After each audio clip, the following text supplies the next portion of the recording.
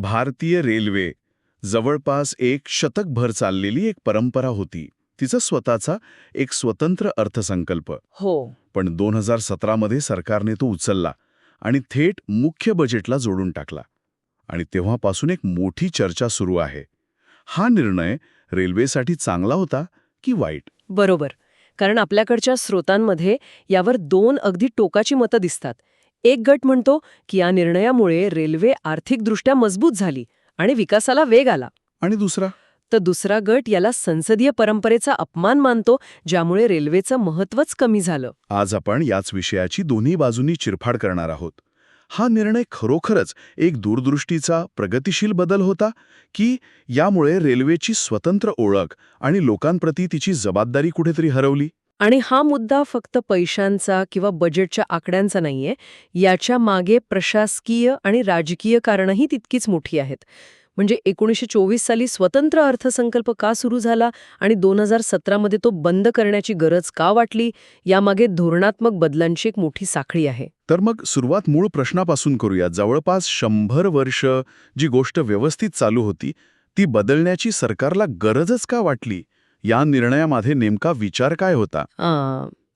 स्रोतांनुसार यामागे 3 मुख्य कारणं सांगितली जातात.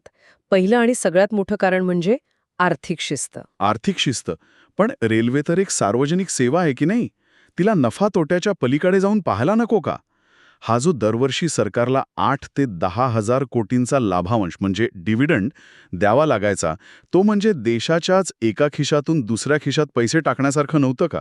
तो खरंच एवढा मोठा भार होता? तुमचा मुद्दा बरोबर आहे, पण सरकारचा दृष्टिकोन थोडा वेगळा होता. त्यांच्या मते हा डिव्हिडंड रेल्वेच्या तिजोरीवर एक अनावश्यक भार होता. अच्छा. तो पैसा जर रेल्वेच्याच विकासासाठी वापरला गेला तर जास्त फायदा होईल.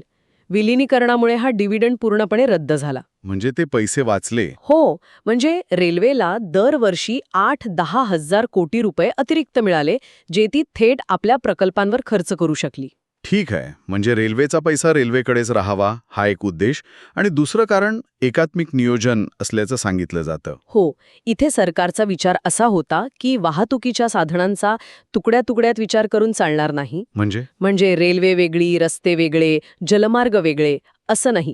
या सगळ्यांना एकाच मोठ्या धोरणात्मक चौकटीत आणायला हवं. देशाच्या पायाभूत सुविधांचा एकसंध विचार करायचा असेल तर त्यांचं बजेटही एकाच ठिकाणी असायला हवं. हे ऐकायला तर तार्किक वाटतंय, पण खरंच वाहतुकीच्या साधनांचा विचार एकत्र केल्याने रेल्वेला फायदा झाला की तिचं स्वतंत्र अस्तित्वच धोक्यात आलं? कारण रेल्वेचा आवाका आणि महत्त्व रस्त्यांपेक्षा खूप वेगळं आहे. आणि हाच टीकाकारांचा मुख्य आक्षेप आहे, ज्यावर आपण पुढे बोलूच. बरं. पण तिसरं कारण होतं भांडवली गुंतवणुकीचं. Capital investment. हो, आणि इथेच खरा बदल दिसतो. स्वतंत्र बजेटमुळे रेल्वेला मोठ्या प्रकल्पांसाठी निधी उभा करताना मर्यादा येत होत्या. पण आता ती थेट केंद्रीय अर्थसंकल्पाचा भाग झाल्यामुळे मोठ्या प्रकल्पांसाठी थेट सरकारी तिजोरीतून हजारो कोटींचा निधी मिळणं सोपं झालं. ओके. म्हणजे आर्थिक भार कमी करणं, सया वाहतूक व्यवस्थांना एकत्र जोडणं आणि मोठ्या प्रकल्पांसाठी सहज निधी मिळवणं, ही या निर्णयामागची मुख्य कारणं होती. पण मग यावर एवढा गदारोळ का झाला? 1924 पासून चालत आलेली परंपरा मोडली याचं लोकांना जास्त वाईट वाटलं का? नाही, मुद्दा फक्त परंपरेचा नाहीये. ती एक संसदीय उत्तरदायित्वाची म्हणजे पार्लमेंटरी अकाउंटेबिलिटीची एक मोठी व्यवस्था होती. अच्छा. बांधील असायचे. आणि आता ती चर्चा मुख्य बजेटच्या गोंधळात कुठेतरी हरवून जाते असा आरोप होतो. अगदी बरोबर. टीकाकार म्हणतात की रेल्वेसारख्या जीवनवाहिनीवर जी स्वतंत्र सखोल चर्चा व्हायला हवी, तिला आता जागाच मिळत नाही. त्यामुळे तिचं महत्त्व कमी झालंय. हो. ठीक आहे, तर ही झाली निर्णयामागची कारणं आणि त्यावरचे आक्षेप. पण आता सगळ्यात महत्त्वाच्या भागाकडे येऊया. या निर्णयामुळे जमिनीवर काय बदललं? विकासावर काय परिणाम झाला? कारण समर्थक तर म्हणतात की भांडवली खर्चात म्हणजे कॅपिटल एक्सपेंडिचरमध्ये ऐतिहासिक वाढ झाली आहे. आणि हे आकडेवारी नाकारत नाही. गेल्या काही वर्षांत रेल्वेच्या पायाभूत सुविधांवर होणारा खर्च अनेक पटीने वाढला आहे, हे खरं आहे. आपल्या स्रोतांमध्ये याची काही ठोस उदाहरणं पण आहेत, जसं की मोठ्या प्रमाणावर विद्युतीकरण. जवळपास संपूर्ण रेल्वे नेटवर्क इलेक्ट्रिक करण्याच्या दिशेने काम खूप वेगाने सुरू आहे. हो. याशिवाय डेडिकेटेड फ्रेट कॉरिडॉर म्हणजे फक्त मालगाड्यांसाठी स्वतंत्र मार्ग. हो, आणि तो एक गेम चेंजर प्रकल्प आहे. त्यामुळे मालवाहतुकीचा वेग वाढतो आणि प्रवासी गाड्यांसाठी मुख्य मार्ग मोकळा होतो. बरोबर. याला खऱ्या अर्थाने गती मिळाली ती या नव्या आर्थिक रचनेमुळेच. आणि अर्थातच वंदे भारत ट्रेन्स, ज्या आता रेल्वेच्या नव्या ओळखीचा भाग बनल्या आहेत. स्टेशन पुनर्विकासाचे मोठे प्रकल्प. हो, ही यादी बरीच मोठी आहे. हे सगळं ऐकल्यावर तर वाटतं की विकासाची गाडी सुसाट धावते आहे. मग अडचण कुठे आहे? अडचण इथेच आहे. गुंतवणूक वाढली, मोठे आणि हाय प्रोफाईल प्रकल्प वेगाने पुढे गेले, यात शंका नाही.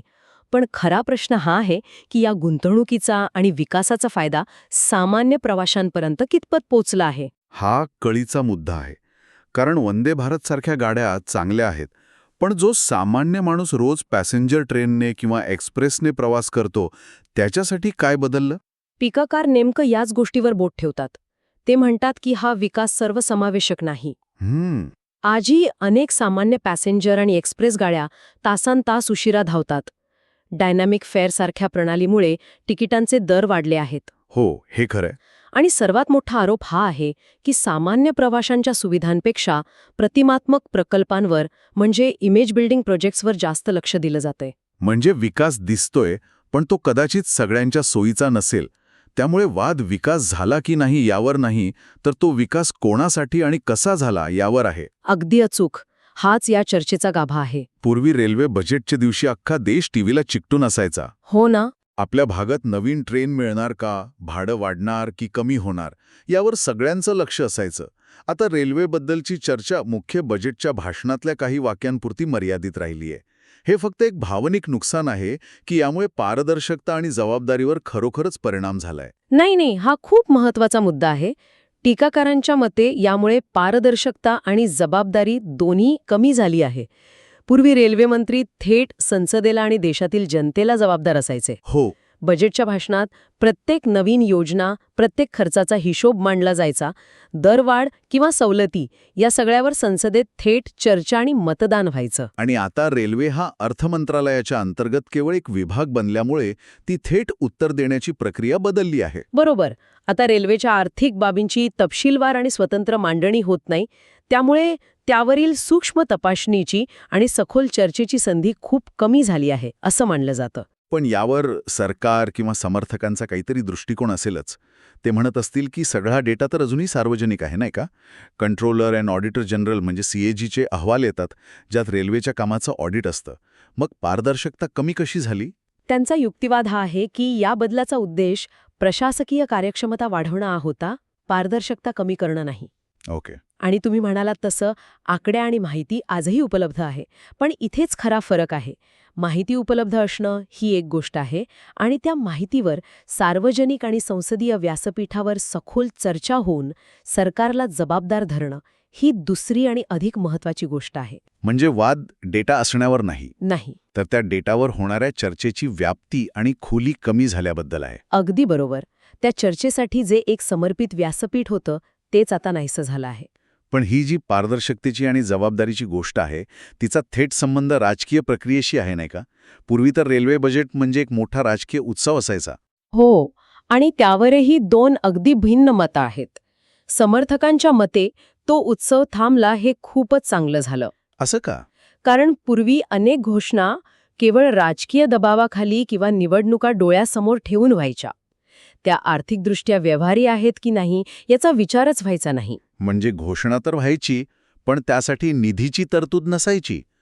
मग ते प्रकल्प अनेक वर्ष कागदावरच राहायचे. हो, आणि अशा पॉप्युलिस्ट घोषणांमुळे रेल्वेच्या आर्थिक आरोग्यावर वाईट परिणाम होत होता. बरोबर. आताच्या व्यवस्थेत केवळ आर्थिकदृष्ट्या टिकाऊ आणि पूर्ण होऊ शकणाऱ्या प्रकल्पांवरच लक्ष केंद्रित केलं जातं, असं समर्थकांचं म्हणणं आहे.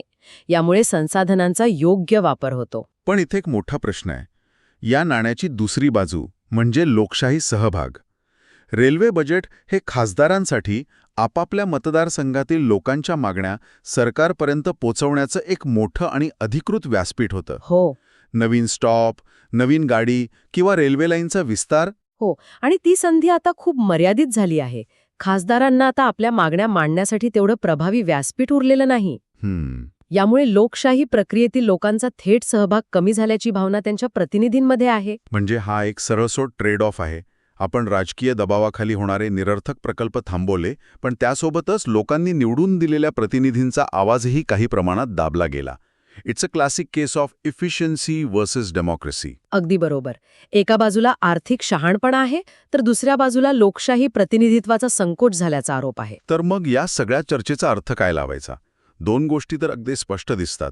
एक म्हणजे या निर्णयामुळे आर्थिक गुंतवणूक वाढली आणि मोठ्या हाय प्रोफाईल प्रकल्पांना निश्चितच गती मिळाली आहे. हो, वंदे भारत आणि फ्रेट कॉरिडॉर ही त्याची उत्तम उदाहरणं आहेत. आणि दुसरीकडे संसदीय परंपरा, रेल्वेच्या कामकाजावर होणारी सखोल चर्चा आणि रेल्वे मंत्रालयाची थेट जबाबदारी. या प्रक्रियेत मोठा बदल झालाय, जो अनेकांना रुचलेला नाही. पारदर्शकता कमी झाल्याचा आरोप गंभीर आहे. नक्कीच. मग पुढे काय? यावर काही उपाय आहे का? आपल्या श्रोत्यांमध्ये भविष्याबद्दल काय म्हटलं आहे? इथेही 2 विचारप्रवाह दिसतात. एक गट म्हणतो की आधुनिकीकरण, वेगवान विकास आणि आर्थिक स्थैर्यासाठी सध्याची एकात्मिक पद्धतच योग्य आहे. जुन्या पद्धतीत परत जाण्यात काहीच अर्थ नाही, कारण त्यात राजकीय हस्तक्षेप खूप होता. आणि दुसरा गट, ते पूर्णपणे जुनी पद्धत परत आणायला सांगतात का? नाही, ते एक मधला मार्ग सुचवतात. त्यांचं म्हणणं आहे की ठीक आहे, स्वतंत्र अर्थसंकल्प पुन्हा सुरू करू नका, कारण त्याचे काही तोटे होते हे मान्य. पण किमान रेल्वेवर एक स्वतंत्र आणि सविस्तर संसदीय चर्चा आणि तपशीलवार अहवाल सादर करण्याची जुनी पद्धत तरी पुन्हा सुरू करा, जेणेकरून आर्थिक शिस्त आणि संसदीय उत्तरदायित्व यांचा समतोल साधता येईल. हे एक व्यवहार्य तोडगा वाटतो. तर आपल्या श्रोत्यांनुसार या निर्णयाचा खरा परिणाम काय झाला याची कसोटी पुढच्या दशकातच लागेल. तेव्हाच आपल्याला कळेल की हा निर्णय दूरदृष्टीचा होता की घाईचा. बरोबर, कारण मोठे पायाभूत प्रकल्प पूर्ण व्हायला आणि त्याचे परिणाम दिसायला वेळ लागतो. पण जाताला तर एक विचार आपल्या श्रोत्यांसाठी सोडून जाऊया. भारतीय रेल्वेसारख्या प्रचंड मोठ्या आणि करोडो लोकांच्या जीवनाशी जोडलेल्या सार्वजनिक सेवेमध्ये आधुनिक आणि वेगवान विकासाची गरज आणि त्याचवेळी तळागाळातील लोकांचा आवाज ऐकणारी लोकशाही प्रक्रिया यांच्यात योग्य संतुलन कसं साधता येईल? कारण शेवटी रेल्वे फक्त अर्थव्यवस्थेचे इंजिन नाही, तर ती अब्जावधी भारतीयांना जोडणारा एक सामाजिक आणि भावनिक धागा सुद्धा आहे.